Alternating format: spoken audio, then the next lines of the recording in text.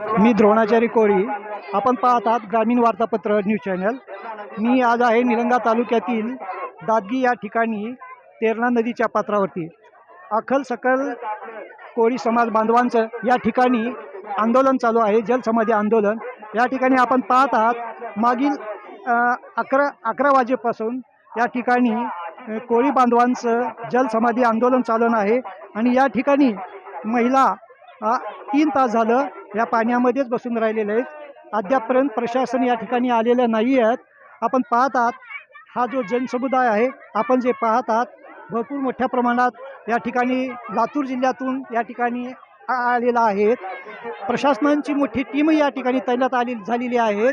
वैद्यकीय विभागातील अधिकारी, तसेच प्रशासन, पोलीस विभाग, तसेच आपत्ती व्यवस्थापनाचे या ठिकाणी अधिकाऱ्यांची टीम मोठ्या प्रमाणात मौजूद आलेली आहेत. आपण पाहत आहात या ठिकाणी हे जे आंदोलन, आपण लाईव्ह आंदोलन आपण या ठिकाणी पाहत आहात.